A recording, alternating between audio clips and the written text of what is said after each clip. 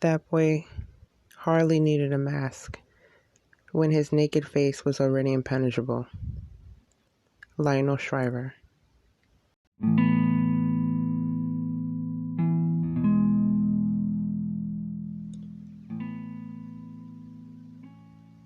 For most of my life, I grew up in Staten Island. And if anyone is familiar with New York, it's a predominantly white area.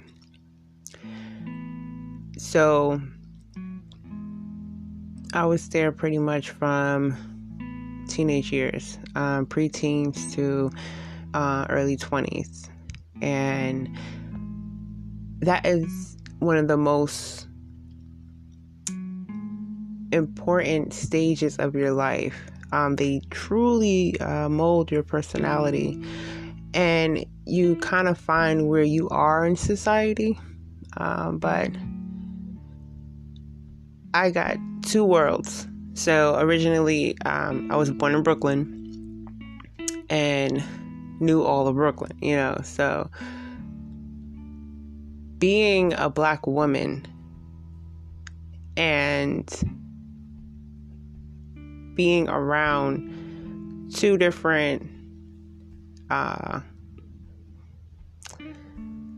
societies, socialization, cultures, things of that realm, I kind of didn't know where to go. And it kind of, it hindered me a lot with a lot of things. So I have a tendency of talking very proper or, I know the thesaurus pretty much.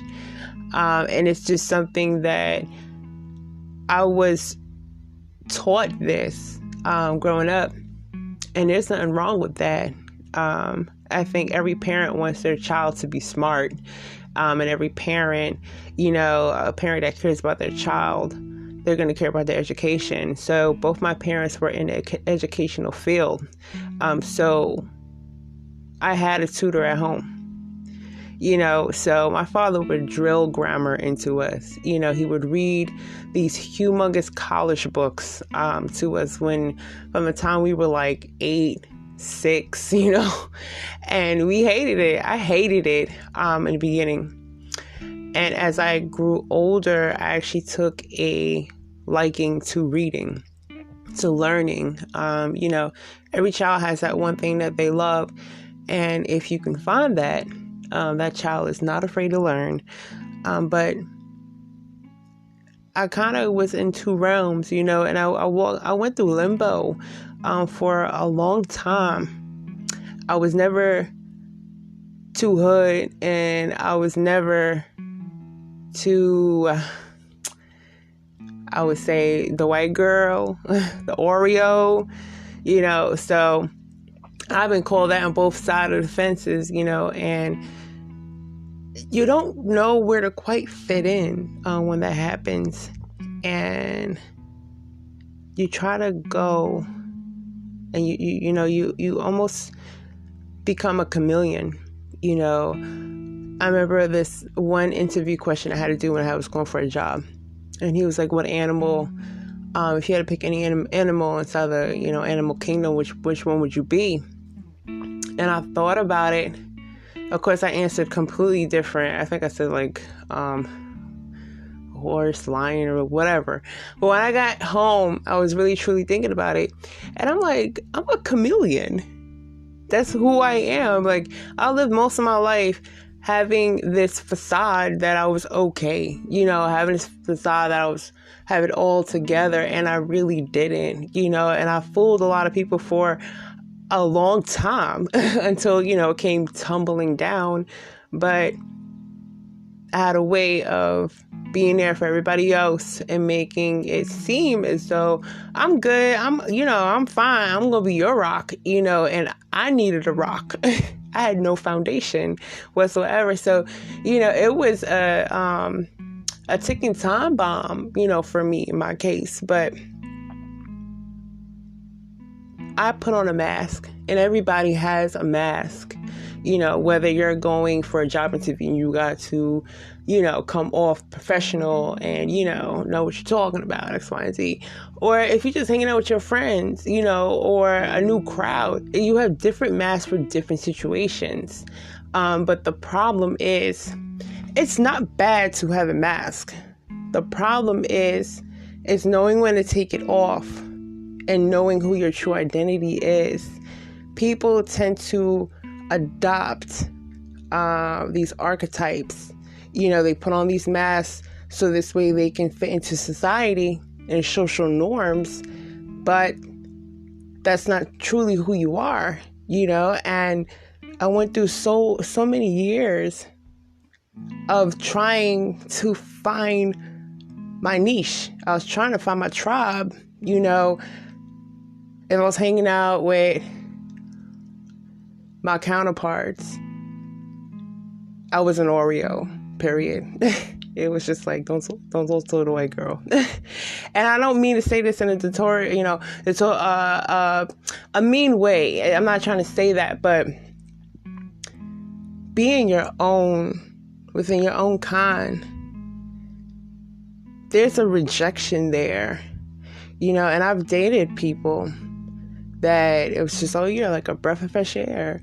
You speak so proper, and, you're so, you hold yourself so polished and da-da-da. You dress a certain kind of way. And towards the end, it was just like, yo, she's like too studious. Like, she's too proper for me. She's mad bougie, and it was just like, yo, I'm not even bougie. If you saw how I grew up, if you see, where I came from, we was poor. Okay, we was poor. Not poor. But a lot of people have that misconception that this girl thinks that she's better. And I truly didn't. Like, I literally just put on a mask of, this is what, I seen around my surroundings. I grew up in an area where there was different social norms, so I adopted these things, and it's like, you're not black enough, and I'm not saying you're not white enough, but it's more like your blackness is not accepted, not all the way. When I was growing up, it wasn't. So it's just like, you get rejected by your own kind. I went to and in high school, I went to every crowd, okay?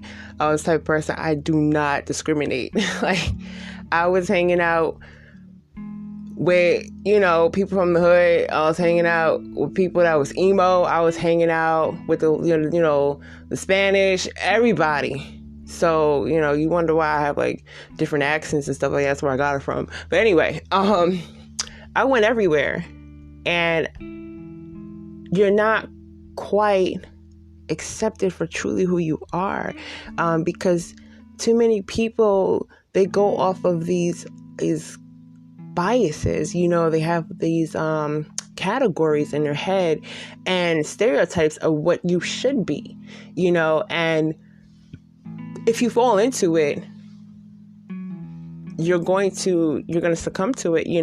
It's going to be your prison. And I had to take the mask off. I couldn't do it anymore, and going through school, in Staten Island, it's literally a mixed pot. It is a mixed pot. It's different neighborhoods, different tax brackets. Let's get this clear. Different tax brackets. So I have friends that lived in the projects, chill, it was chill. And I have friends that lived in private communities that all look like mansions. And this is all in Staten Island. You go down two rows down and make a left and a right, and you in a completely different world, and there's a lot of misconceptions that happen with both sides of the road, So I remember one time I was working at this restaurant, right?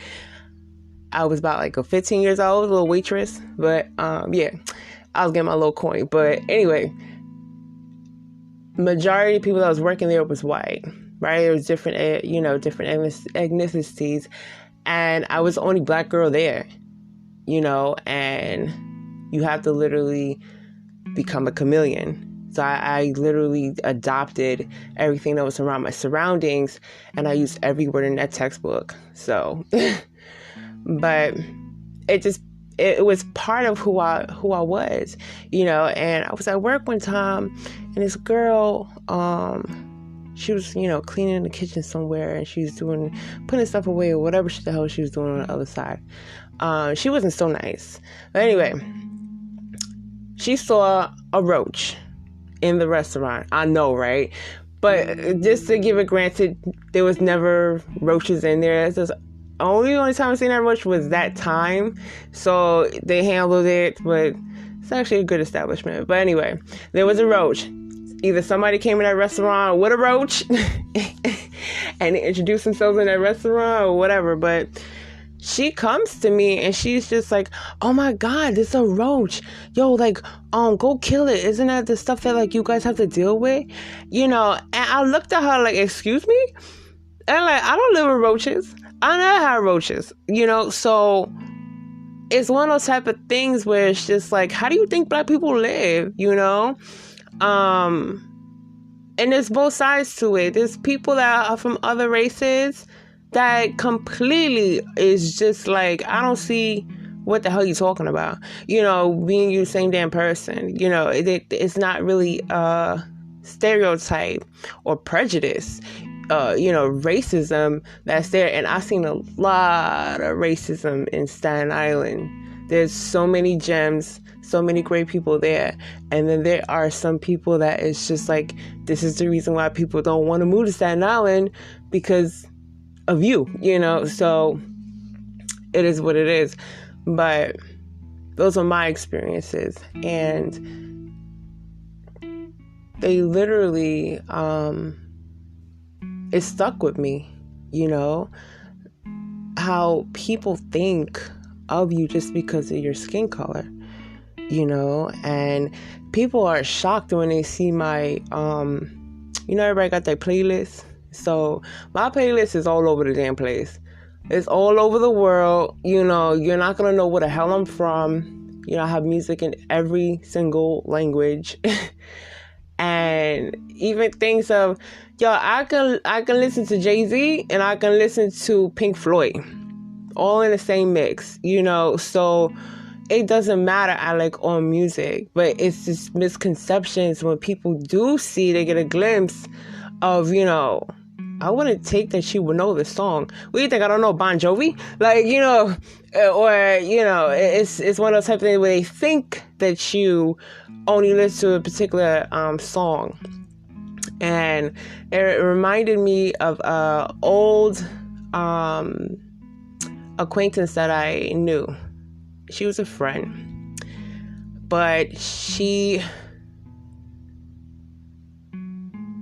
wasn't considerate enough to do her homework or just have an open mind towards it. She kind of just made a fool of herself, but we were walking and she was just like, oh, where are you from? And I'm like, oh, my mom, she's from Jamaica. And she was just like, oh, do you know Bob Marley? And I looked at her and I was like, oh my God, do you know Bon Jovi? And she was just like, oh, I get it. I get it. I was just like, why would you ask that? Why did you give it a second thought before you just blurted out your mouth? But that's the misconception of it doesn't matter where you go. There's going to be a Staten Island everywhere, and I love Staten Island. I will rep Staten Island. And it's some people, and there's some people in Brooklyn, there's some people in Queens. It doesn't matter. But on the flip side, the pain that comes with it, there's pain when it comes to racism and another race or just a race rejecting you. But it's something that can be, I wouldn't say rationalized, but it can be processed. as to why, but when it comes to your own kind, I went through a lot of years of just not fitting in, not getting along with girlfriends that, is my color. We all coming from one, and from men to women, both parties, and it's just one of those type of things where they think it's a joke, where it's like, ha ha, ha, Oreo, and it's just like, I just like to read books. That's all. I like to watch anime. That's all, but shoot, I'm still the same person, I'm still right down in the trenches with your behind, it doesn't matter. But it becomes uneasy, and these masks that you have to put on, or these masks that people almost place on you, and you learn to adapt to that. And sometimes you will take that mask because people are constantly confirming that mask. If you call someone stupid over and over again, eventually that person will think they're stupid. If you call that person ugly, eventually that person's going to think that they're ugly. Bullying is bullying. It happens all the time. Kids are suicide month wasn't that long ago. And cyberbullying is like one of the major factors, especially in today's age. Like, be careful of what you're projecting onto people. You're literally, God forbid that person has that mask, that person will live by it if they're not strong enough. That takes willpower. But it was those type of things where I wanted to have my own creed. I love my people. I love my people to the core. It's you. We are one. You are me. I want to see my sister grow. I want my sisters to blow up. I want my brothers to do the same. So it's a sting there. That it's just the weird black girl, Why does it have to be a weird black girl? Why can't a girl just like Naruto and be able to watch her series and eat Red Lobster? I don't know, but it is what it is. What it is. There's those things that you just have to come up with, but you have to have willpower, and you have to know yourself. And the only way to truly know yourself down to the very core, and I'm not talking about, your physical, I got 10 moles and, my family history.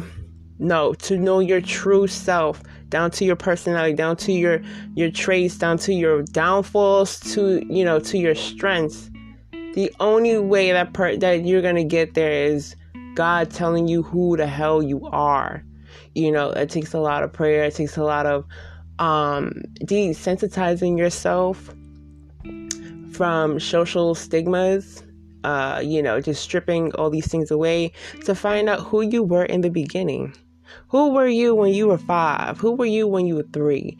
And sometimes you gotta get down there and talk to that little girl or boy in you, and once you kind of could get that, you start adopting stuff, you kind of start not caring.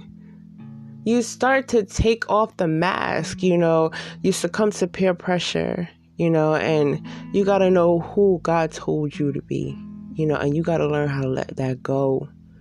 You let go of what people think about you, peer pressure, what you should be, things of that nature. People going for degrees and stuff like that, and they don't like school.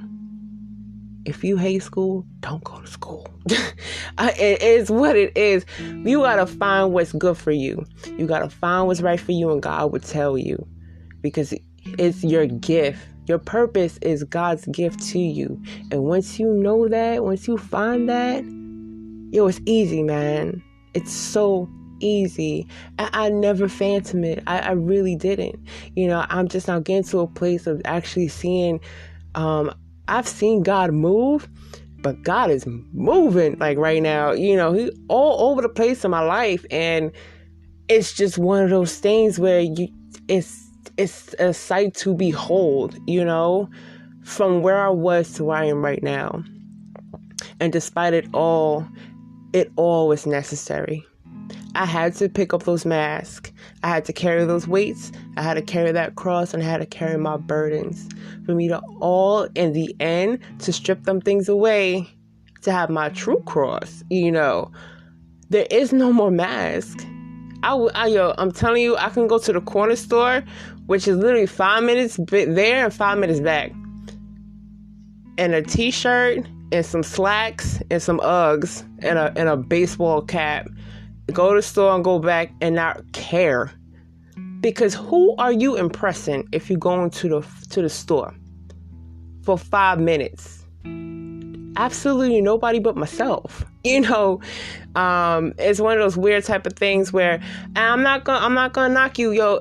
Some people, they literally put on all the nines, like they go out, show out just to go to the store for 5 minutes. Put on a full face, okay? Got to be swagged out when they step outside. And that's cool. If that works for you, that works for you. But I got to go back and do a whole bunch of other stuff when I get in the house. I'm not thinking about that. I have my son, I have my son I have to worry about.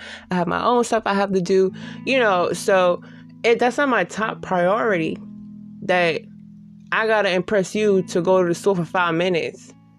You crazy. But anyway, it just is what it is.